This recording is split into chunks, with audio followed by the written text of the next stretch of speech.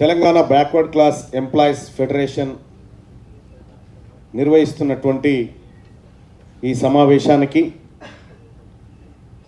ముఖ్య అతిథులుగా విచ్చేసినటువంటి డాక్టర్ అనిల్ జైహింద్ గారికి, అలాగే former chairman Telangana BC commission Vakulabharanam Krishnamohan గారికి, అలాగే సభ అధ్యక్షత వహిస్తున్నటువంటి సమ్మయ్య గారికి, ప్రొఫెసర్ తిరుమలి గారికి, ప్రొఫెసర్ సింహాద్రి గారికి, జస్టిస్ బి చంద్రకుమార్ గారికి, ప్రొఫెసర్ మురళీ మనోహర్ గారికి, అలాగే Telangana BC employees federation president Satish కొట్టే గారికి, తెలంగాణ బీసీ కల్చరల్ ప్రెసిడెంట్గా ఉన్నటువంటి వరంగల్ శ్రీనివాస్ గారికి, ఆయన బృందానికి, అలాగే సోదరుడు పృథ్వీరాజ్ యాదవ్ గారికి, అలాగే పి విజయ్ కుమార్ గారికి, గెల్లా భద్రయ్య గారికి, వేదిక మీద ఉన్నటువంటి సోదర సోదరి మనులందరికీ, ఇక్కడ విచ్చేసినటువంటి మీడియా సోదరులందరికీ పేరు పేరున నమస్కారం తెలియజేస్తా ఉన్నా.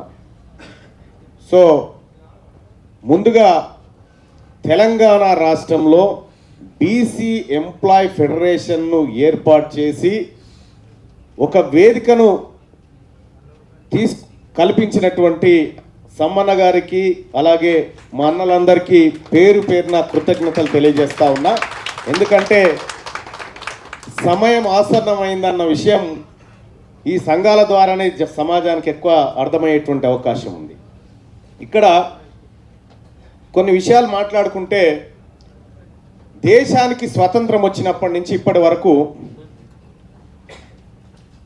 పరిపాలించిందంతా ఈ తెలంగాణ రాష్ట్ర ప్రాంతాన్ని లేదా ఉమ్మడి రాష్ట్రాన్ని పరిపాలించిందంతా అగ్రకులాలు మాత్రమే పరిపాలించినాయి. ఈ 70-80 ఏళ్ళ సంవత్సరాల పాటు వాళ్ళ పరిపాలన టేస్ట్ ఏందో మనకు తెలిసిపోయింది. వాళ్ళు అన్ని రంగాల్లో విఫలమైపోయినారు. వాళ్ళ పరిపాలన అంతా విఫలమైపోయింది. ఇప్పటికి కూడా తెలంగాణ రాష్ట్రంలో 80 లక్షల తెల్ల రేషన్ కార్డులు ఉన్నాయంటే దాని అర్థమైంది, మేము అభివృద్ధి చేయలేకపోయినాం బీసీలను, వెనకబడిన తరగతులను అనేది ఆ పార్టీలు, ఆ వర్గాలు, ఆ ప్రభుత్వాలు ఒప్పుకుంటున్నాయి. నిజంగా మనం అంతా డెవలప్ అయినామంటే తెల్ల రేషన్ కార్డు ఉండదు కదా. కానీ ఇవాళ అన్ని రంగాల్లో ఇప్పటికీ పేదవానికి ఇల్లు కల్పించలేనటువంటి ప్రభుత్వాలే ఉన్నాయి. ఇప్పటిదాకా నడిచినటువంటి ప్రభుత్వాలు, ఇప్పటిదాకా పరిపాలించినటువంటి వాళ్ళు ఈ యువతకు ఉద్యోగాలు ఇవ్వడంలో విఫలమైపోయినారు. ఇప్పటిదాకా ఉన్నటువంటి అగ్రవర్ణ ముఖ్యమంత్రులు ఈ పేద వర్గాలను ఆదుకోవడంలో సంపూర్ణంగా విఫలమైపోయారు అనేది స్పష్టమైపోయింది. తెలంగాణ రాష్ట్రంలో ఇక అగ్రవర్ణాల పరిపాలన ఏం కావాలి? 70 ఏళ్ళు చూసినాం కదా, అయిపోయింది, చాలు, ఏమీ లేదు, డొల్లా, మీ పరిపాలన అంతా డొల్లా, మాకు అర్థమైపోయింది. కాబట్టి తెలంగాణ రాష్ట్రంలో మెజారిటీ పక్షమైనటువంటి, మెజారిటీ కులాలుగా ఉన్నటువంటి బీసీలు ఈ ప్లాజా నుంచి, టూరిజం ప్లాజా నుంచి ఒక మాట చెప్తా ఉన్నాము, ఇక జాలయ్య మీరు చేసిన కాడికి, మాకు వద్దు, మాది మేము చేసుకుంటాం, మాది మేము చేసుకుంటాం, మిమ్మల్ని కూడా చూసుకుంటాం, మాది మేము చేసుకుంటాం, మిమ్మల్ని కూడా చూసుకుంటాం. నిన్న కల్వకుర్తి కాడ సభ జరిగితే పాపం ఒక వైశ్యుడు కోమటాయన వచ్చిండు. సభకాడికి వచ్చి, అయ్యా నేను కోమటోడిగా నా అమ్మ మీద ఒట్టే చెప్తున్న బీసీ ఉద్యమానికి నేను మద్దతు ఇస్తున్నా అని చెప్పిపోయిండు ఆయన.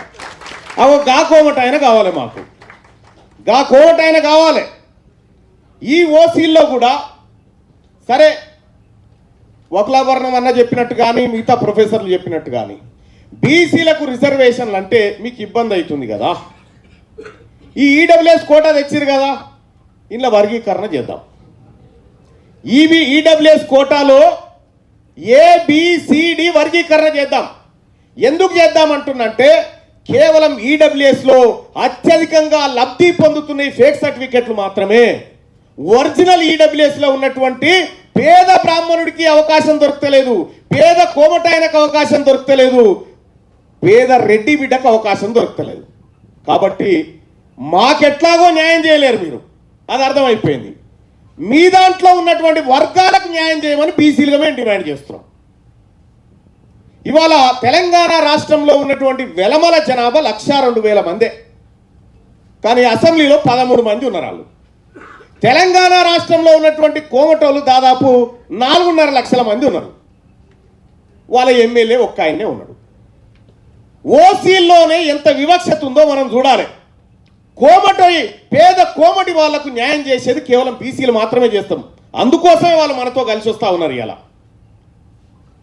పేద బ్రాహ్మణులకు న్యాయం చేసేది ఓన్లీ బీసీలు మాత్రమే చేస్తారు. కాబట్టి కనీసం మమ్మల్ని ఉద్ధరించలేదు ఈ 70 ఏళ్ళ నుంచి, మీలో ఉన్న పేదవాళ్ళను కూడా మీరు ఉద్ధరించలేదంటే మీ పరిపాలన అంతా డొల్లా, మీ వల్ల కాదు.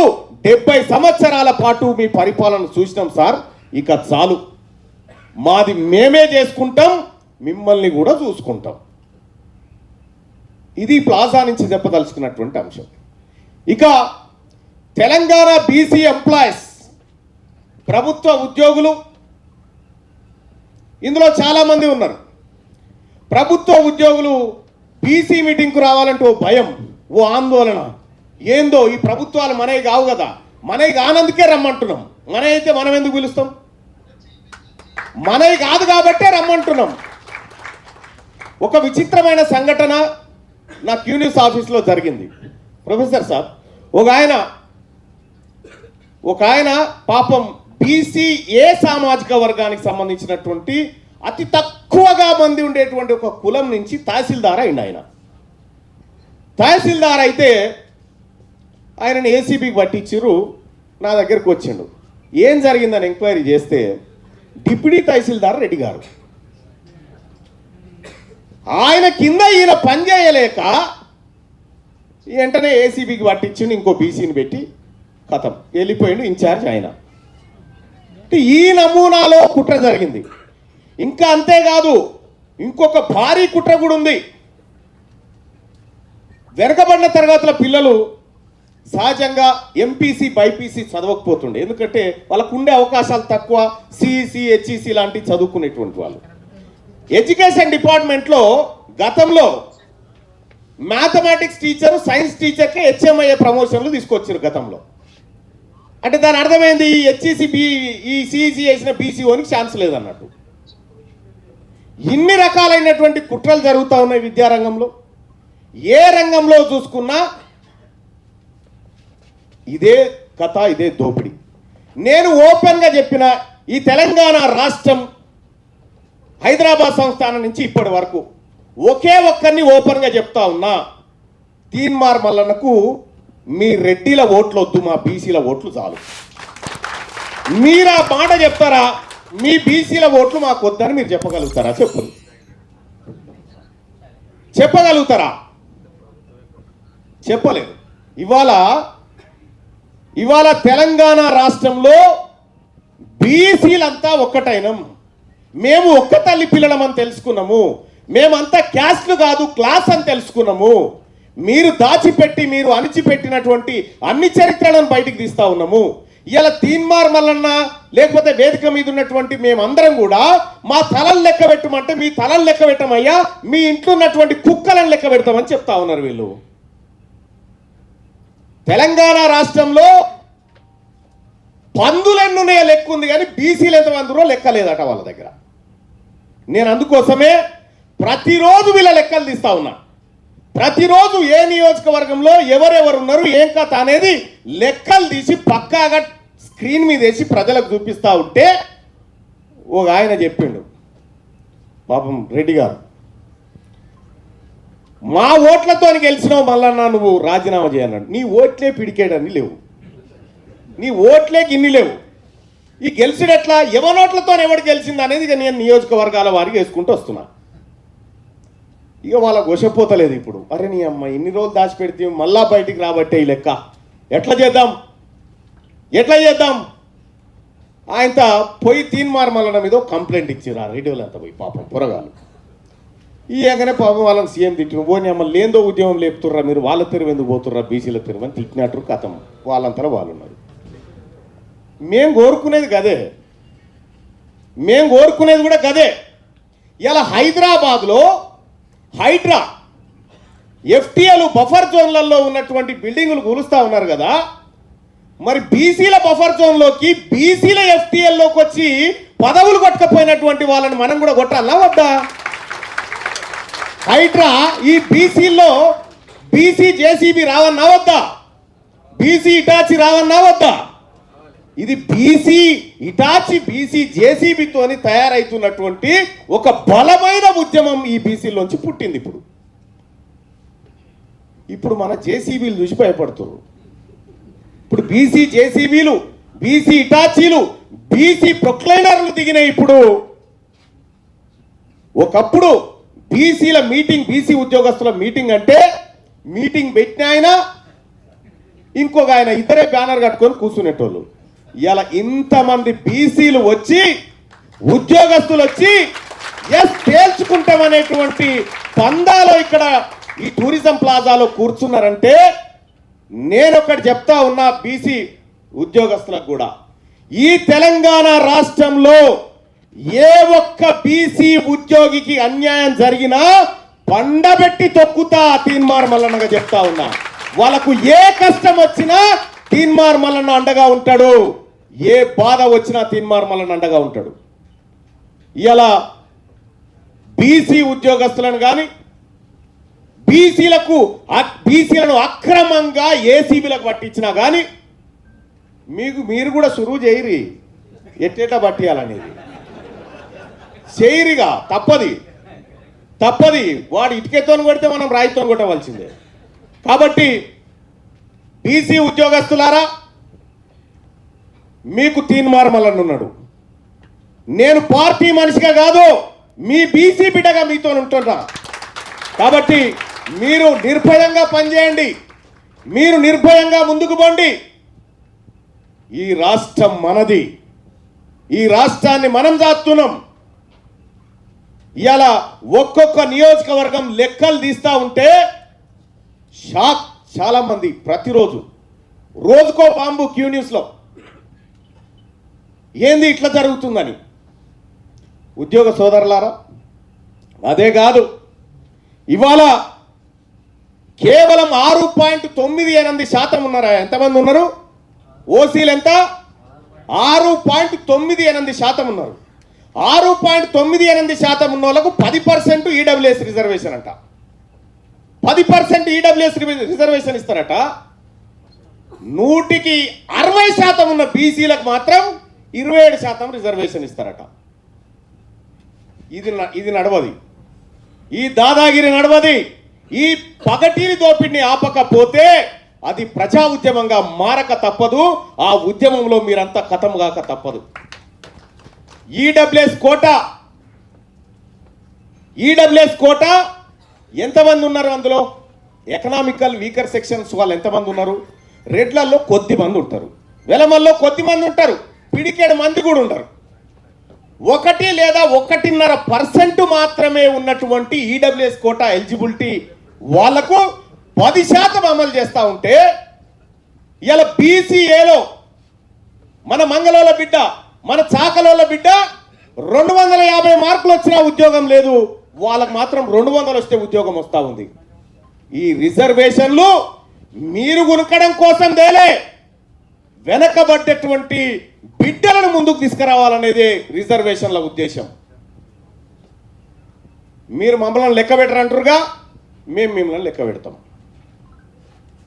ఎస్సీల లెక్క మన దగ్గర ఉంది, ఎస్టీల లెక్క ఉంది, బీసీలను లెక్క పెట్టమంటే లెక్క పెడతలేరు. ఇక 6.68% ఉన్నది ఓసీలు కదా, ఓసీలే కదా. ఇక వాళ్ళని లెక్క పెడితే మిగతాదంతా మనమేనా? ఆ మీద చుట్టూ లెక్క పెట్టేస్తే మిగతాదంతా బీసీలే కదా. ఇంకా కొత్త లెక్క ఏంది? ఇలా ఏ రంగంలో కూడా, మీడియా రంగంలో కూడా ఒక్క బీసీ వాడిదో పేపరో పత్రికనో టీవీ ఉందా? కనీసం బీసీ వాడు బ్యూరో చీఫ్ దాకా పోతాడు, అవసరమైతే సీఈఓ దాకా పోతాడు, కానీ ఓనర్ కాలేడు. దేనికి ఓనర్ కాలేడు? బీసీ ఉద్యమాలు మొదలవుతా ఉంటే, బీసీలు ఆవాజ్ రేజ్ చేస్తూ ఉంటే కొత్త పంచాయతీలు పుడతాయి. ఇప్పుడు కొత్త పంచాయతీలు. ఎస్, కాంగ్రెస్ పార్టీ ప్రతినిధిగా కూడా ఒక మాట చెప్పదలుచుకున్నా నేను. కాంగ్రెస్ పార్టీ కులగణన చేయకపోతే 42% రిజర్వేషన్ బీసీలకు ఇవ్వకపోతే తీన్మార్ మల్లన్నదే బాధ్యత. నేను చెప్తా ఉన్న బీఆర్ఎస్ పార్టీ నాయకులకు, మీ దాంట్లో బాధ్యత వహించేటోడు ఎవడో రండి. భారతీయ జనతా పార్టీ చెప్తా ఉన్నా, మీ దాంట్లో బాధ్యత వహించేటోడు ఎవడో రండి, లేదంటే మీ అధ్యక్షులు ప్రకటన చేయండి. మీరు చేయకపోతే మీ కర్మ, మీ పాడే మీరు పేర్చుకుంటా అంటే మేమేం చేయలేం, ఖాళీ అగ్గిపెట్టె మాత్రమే ఇయ్యగలుగుతాం. గుర్తుపెట్టుకోండి, తెలంగాణ బీసీ ఉద్యోగస్తులారా, ఇన్ని రోజులు వేరు, ఇప్పుడు వేరు. ఇవాళ తెలంగాణ రాష్ట్రంలో బీసీ ఆర్టీసీ కార్మికులు వెళ్ళిర్రు, బీసీ సింగరేణి కార్మికులు వెళ్ళిర్రు, బీసీ ఉద్యోగస్తులు వెళ్ళిర్రు, బీసీ ప్రైవేట్ ఎంప్లాయీస్ వెళ్ళిర్రు, బీసీ క్యాబ్ డ్రైవర్స్ వెళ్ళిర్రు, బీసీ డ్రైవర్స్ వెళ్ళిర్రు, డాక్టర్స్ వెళ్ళిర్రు, అడ్వకేట్స్ వెళ్ళిర్రు. అర్థమైతే లేదా ఏం జరుగుతా ఉందో? ఇంకా మీకు సోయొస్తలేదా? తలకొండపల్లిలో ఉన్నటువంటి ఓ పేద కోమట ఆయనకు సోయొచ్చి, అరే అవుతుందిరా ఇది బీసీ రాజ్యం, వాళ్ళెంట పోతేనే బతుకుతాం రాని వాళ్ళు వస్తూ ఉంటే మీరు ఇంకా తిర్రేషాలు చేసి మేము మీ కులగణన చేయము, మిమ్మల్ని ఇబ్బంది పెడతాం అనుకుంటే మీ కర్మ. దానికి ఎవడేం చేస్తాడు? ఒక్క కులగణన చేయడానికి, విధి విధానాలు ప్రకటించడానికి ఎందుకు ఆలస్యం జరుగుతుంది? ఇక్కడ ఒక మాట చెప్తా ఉన్నా, మా పార్టీ నాయకుడు రాహుల్ గాంధీ గారు ఇచ్చినటువంటి మాట కామారెడ్డి డిక్లరేషన్, దాన్ని అమలు చేయాల్సిందే. రాహుల్ గాంధీ గారు తల దించుకునే పని ఎవడు చేసినా ఈ రాష్ట్రంలో, ఏ హోదాలో ఉన్నోడు చేసినా కూడా వదిలిపెట్టే ప్రసక్తే లేదు. ఆయన తలెత్తుకునేటట్టే చేస్తా తప్ప తల దించుకునే ప్రయత్నం చేయనియా. ఇక చాలామంది బీసీ నాయకులు, బీసీ ఎమ్మెల్యేలు కూడా ఉన్నారు. మీరు కూడా తేల్చుకోవాల్సిన సమయం వచ్చింది. నన్ను గడికోగా నాకు మెసేజ్ పెడతా ఉంటారు రాజీనామా చేయ. నేనేం చేస్తారా పోయి రాజీనామా? నాకు అర్థం కాలే. ఎవడు మాట్లాడాలి మరి మండల్ ఎవడు మాట్లాడాలి మా బీసీల గురించి? ఫస్ట్ సభలనే మాట్లాడినా కదా 9,000 కోట్లు ఎవరిపించలేస్తారా? బీసీలు 50% పై చీలుకుంటే 2,91,000 కోట్ల బడ్జెట్ సగానికి సీరి మా బీసీలకు ఇస్తే కదా అది లెక్క బడ్జెట్ అయ్యేదని చెప్పిన. బీసీలకు జరుగుతున్న అన్యాయం చెప్పిన. మరి ఎవడు మాట్లాడాలి? నేనే కదా. నీ అయితే ఓట్లు కాదు, నువ్వు నేను పక్కకున్నానని నమ్మవు, నేను నిన్నమ్మా. ఇలా తీన్మార్ మల్లన్న ఈ బీసీలకు శత్రువు ఎవడో గీత గీసుకుంటూ వస్తా ఉన్నాడు. గీత అవతల వాళ్ళు, గీత అవతల మనం. శత్రువు ఎవడో గీత పడ్డది. ఈ బీసీలకు శత్రువు ఎవడో ఈ 70 ఏళ్ల కాలంలో గీత పడ్డది. గీత అవతల వాళ్ళు ఉన్నారు, గీత అవతల మేమున్నాం. మేము ఒక్కటే బీసీలం, మేము ఒక్కటే. మా సోదర ఎస్సీ ఎస్టీలు కూడా ఉన్నారు, వాళ్ళు కూడా మా వాళ్ళే. మీరు తేల్చుకోరు, మీ దాంట్లో మీ 6%లో మీరు ఎవరో తేల్చుకోరు ఫస్ట్. మేమంతా క్లియర్గా ఉన్నాం. మీకు మాకు గీత గీయబడ్డది, విజిల్ కొడితే ఆట ఆడుకుందాం అంతే. ఇదైతే పక్క. తీన్మార్ మల్లన్నగా ఒక్క మాట కూడా చెప్తా ఉన్నా, తెలంగాణ రాష్ట్రానికి చివరి ఓసీ ముఖ్యమంత్రి రేవంత్ రెడ్డి గారే. రాసి పెట్టుకోండి, ఫైనల్ ఆఖరి ఓసీ ముఖ్యమంత్రి రేవంత్ రెడ్డి గారే. 2028లో ఈ తెలంగాణ రాష్ట్రానికి మొట్టమొదటిసారిగా బీసీ ముఖ్యమంత్రి రాబోతా ఉన్నాడు. బీసీ ముఖ్యమంత్రి రాబోతా ఉన్నాడు. తెలంగాణ రాజకీయాలని మొట్టమొదటిసారిగా బీసీలు శాసించబోతా ఉన్నారు. ఈ బీసీల రాజ్యంలో పేద కోమటాయనను కూడా అసెంబ్లీకి తీసుకుపోయే బాధ్యత మాది. ఈ బీసీల రాజ్యంలో పేద బ్రాహ్మణుని కూడా మేము అసెంబ్లీకి తీసుకుపోతాము. వాళ్ళకు కూడా తగినంత న్యాయం చేస్తాం. అందుకోసమే నేను పిలుస్తా ఉన్నా, వైశ్య సోదరులారా, 70 ఏళ్ళు వాళ్ళ సోపది పడితే మీకేం దొరకలే. ఇక రారి నేను పిలుస్తా ఉన్నా, బీసీ ఉద్యమానికి మీరు అండగా నిలబడండి. మేము తీసుకుపోతాం, మేము మీకు సమాన వాటా ఇప్పించేటువంటి బాధ్యత మాదని చెప్పి తెలియజేస్తా ఉన్నా. బ్రాహ్మణ సోదరులను కూడా పిలుస్తా ఉన్నా, రండి, మీకు అన్యాయమే జరిగింది. ఒకప్పుడు 1952లో 38 మంది ఉన్నటువంటి బ్రాహ్మణులు ఇలా ఒక్కడే అయిండు అసెంబ్లీలో. ఇలా మేము మీ గొంతు అవుతాం, రండి, బీసీ ఉద్యమానికి అండగా నిలబడండి, మీకు ఇంత భోజనం పెడతాం, మీరు కూడా తినండి.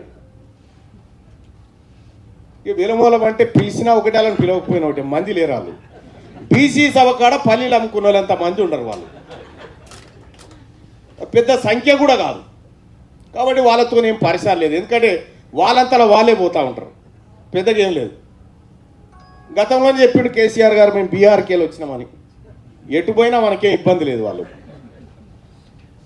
ఇక ఆయన పార్టీ సంగతి కూడా మీకు ఎరుకుంది. బీఆర్ఎస్ పార్టీ ఇప్పుడు పడా ఉంది, ఎవరికైనా కౌలుకి ఇస్తే చేసుకుంటాడు. బీసీ వాళ్ళం అయితే ఆ పార్టీని కొనం, బీసీ వాళ్ళం అయితే ఆ పార్టీని కొనం. ఇంకా ఆడ కూర్చొని ఫామ్ హౌస్లో కూర్చొని బీసీ బీఆర్ఎస్ నాయకులు అందరట మీటింగ్ పెట్టుకోవాలన్నట. ఏమనంటే బీసీ రిజర్వేషన్ కోసం మీరంతా మీటింగ్ పెట్టు. ఎన్నడన్నా కూర్చొని ఇచ్చినావు అట్లా నువ్వు అధికారంలో ఉన్నప్పుడు? ఎన్నడన్నా బీసీల గురించి మాట్లాడినిచ్చినవా?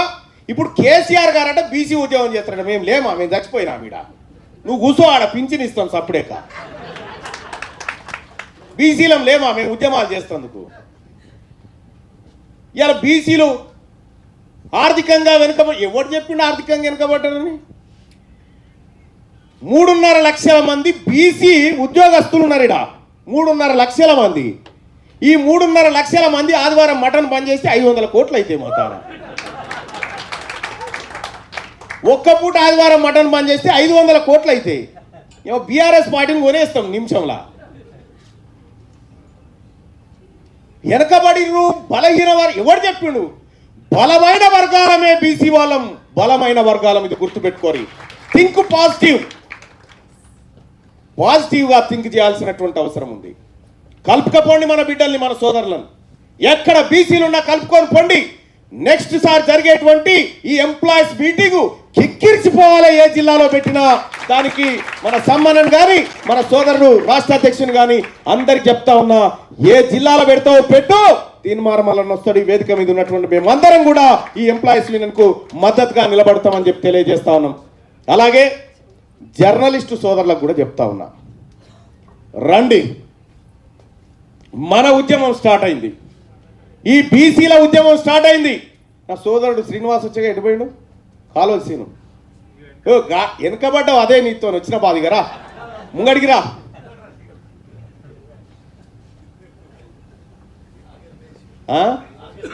వెనకబడి నేను ముంగడికి తీసుకొద్దామని చెప్తా ఉంటే మీరే వెనకకు పోయి కూర్చుంటారు. కాలోజీ టీవీ, కాలోజీ టీవీ సీనన్న దా వెనకరా. కాలోజీ టీవీ, మన తొలి వెలుగు, క్యూ న్యూస్, 1000 టీవీ 9ల కంటే ఇవి 3 ఖతర్నాక్ స్ట్రాంగ్. ఇవి బీసీల కోసం గుర్తుపెట్టుకోరు. ఇక ఒక ఆయన పాపం నిన్న నుంచి తలుగుతూ ఉండు, తీన్మార్ మల్లన్న రెడ్డిల ఓట్లు వద్దంటుండు కదా, మనం ఆయన ఛానల్ని అన్సబ్స్క్రైబ్ చేసుకుందామంటే కేసీఆర్ ఇట్లనే ఊగిపోయిండ్రా. నీకు తెలియలే? ఇంకా కేసీఆర్ 10 ఏళ్ళు ఊగిపోయిండు ఆ ముంగట. ఏ దోమగానికి ఇట్లా బుయ్యిన తిరుగుతుండే బ్యాట్ పట్టుకొని కొట్టినట్టు అయింది. అందుకోసమే చెప్తా ఉన్నా, తీన్మార్ మల్లన్ననో కాలోజీ సీనునో తొలి వెలుగు రఘునో ఇంకా మా బీసీ బిడ్డల ఛానళ్ళనో ఏమంటే ఏం చేయలేరు. మీ వల్ల కాదు అది. దానికి టైం అయిపోయింది. ఇవాళ ఎస్, తెలంగాణ రాష్ట్రంలో వచ్చేదేంది? అబ్కీ బార్, అబ్కీ బార్, గట్టిగా ఆవాజ్, అబ్కీ బార్, అబ్కీ బార్, గట్టిగా అనాలి ఇంకా, అబ్కీ బార్, అబ్కీ బార్, జై బీసీ.